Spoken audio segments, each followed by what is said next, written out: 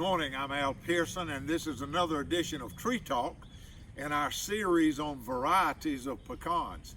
We've talked about the Pawnee, and then we talked about the Elliott, two earlier varieties, and today we've got another variety that I'd like to explain to you and describe, and it's it's kind of desirable.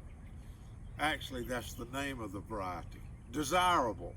You know, you think about different variety names, Red Delicious apples, or Ambrosia apples, or Flavor Crest peaches, or Sugar Sweet prunes. I don't know. But the name is something that describes a characteristic of the variety, and it's also somewhat of a descriptive way to get people interested in it. Well, desirable is that way. These trees were planted when I was a young boy. We probably have more desirable trees than we have any other variety. So it's popular, it's good for us, it's dependable pecan. We have a crop most every year, and it's kind of hard to manage at times, but it's worth it because it is desirable.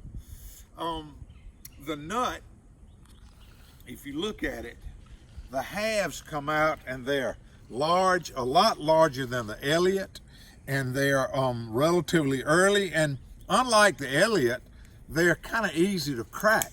So I can crack them with my hand, and I like that because I've always got my hands with me.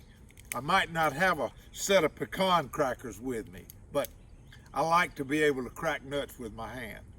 But the desirable tree, the orchard that we're in, some of these are just now getting ready, and they're ready to crack. And while we were here, we saw something that I want to show you.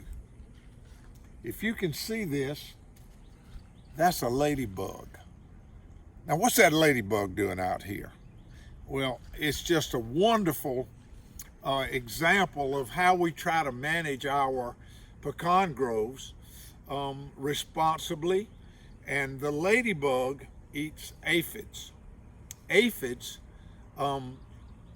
live on the pecan tree and suck the juice out of it, and the juice falls on the leaves, and the leaves, then they get a mildew on them, and that interferes with the photosynthesis, and the end result is that you don't have as nice a pecan crop. But with lady beetles, they'll come out, and all day long, they don't have anything else to do. They don't go to the fair. They don't do anything. They eat aphids. And so we want to protect them as much as we can and encourage that growth. So some of the ground cover that we plant and other things encourage the lady beetles to hang around and eat aphids. So that's what we're doing today. We're looking at aphids, looking at lady beetles eating the aphids, and thinking about eating some desirable pecans. And you need to be thinking about eating some desirable pecans from Pearson Farm. Come see us.